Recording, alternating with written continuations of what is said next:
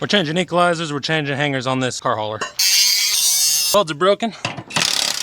Big old nut is off. Don't want to figure out the socket, so I'm gonna cut it. 7/8 for the back nut, 13/16 for the front bolt head. Oh yeah, that's supposed to be a circle. And then the bolt is nice and rounded down. New assembly going in. Oh, that needs a bushing. And new bushing on.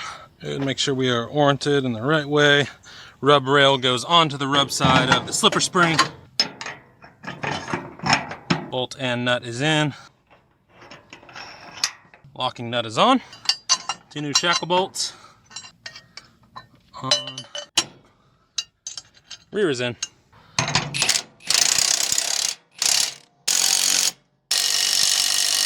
Driver's side assembly is on.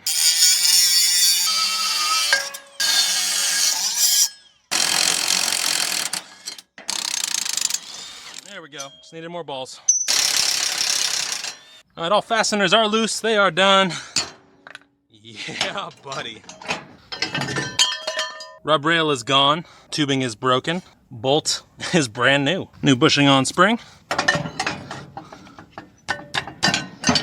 Up and in. Bolt on rear. Go in, thank you. Let's tighten everything down. Front's tight. Equalizers are changed out. Let's do the rear hangers. Oh, she's beautiful. Generator's purring. Let's cut off some hangers and then weld new ones on. Here's what it looks like right now. Here's the new one that's gonna go in. Gotta cut that off, put this one on, weld it. Oh, I gotta do the other side to get that pin out. Rear pin's out. And then this is super easy. I've got a bottle jack on the axle, and I'm gonna lower that bottle jack, and the axle will lower all the way down as one assembly, and I can get to all this stuff unabated and not have to worry about it. This is the bottle jack I'm talking about, fully extended, and I just drop her down. Axle assembly drops down with it. Axle's down, and I have all that room to work now. It looks like it's welded to the back of this 3-inch channel, so I just need to cut that, cut the top, and do it all the same on the inside. Let's get to it. All right, outside of the hanger is cut and flush.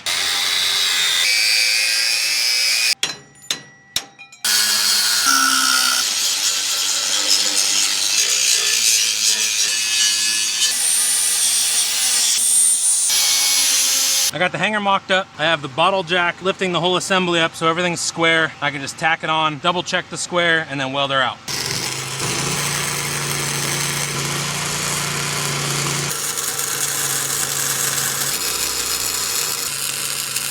Driver's side's on.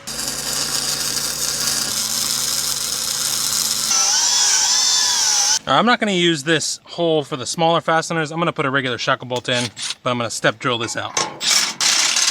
And this isn't really anything load bearing. It's just to hold the spring from falling out the bottom.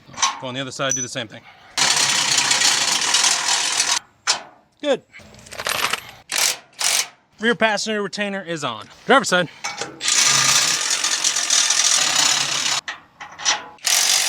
I'm putting all this wiring back together. I had to cut it so it didn't melt when I welded everything. Everything is shrunk wrap. Wiring's done. Let's check everything. Testing lights. Markers are on. Front driver's good. Middle driver's good. Front fender driver's good. Good. Rear fender's driver's good. Rear is good. All markers on rear are good. Left turn's on and working. Right turn's on and working. Back to markers. Passenger side rear is good. Fenders, both are good. Mid is good. And front is good. Test brakes. Brakes are on, locked up. Brakes are off. Free spinning. Brake is on, locked up. Brake is off. Back to free spinning. Driver's side, rear, free spinning. Brake is on, locked up. Brake is off. Back to free spinning. Front driver, free spinning. Brake is on, locked up. Brake is off. Back to free spinning. Sweet, everything works. All tires and wheels on, let's torque lug nuts. All lug nuts torqued. Let's do the rundown on this. I changed out 2 new equalizers, 2 rear hangers, checked the brakes, checked all the lights, everything works. But the main reason I did all this was because of that. That usually has a wear pad on it where the slipper goes. It's no longer there anymore, and then that bolt's supposed to be round. But this job's done. I'm on to the next.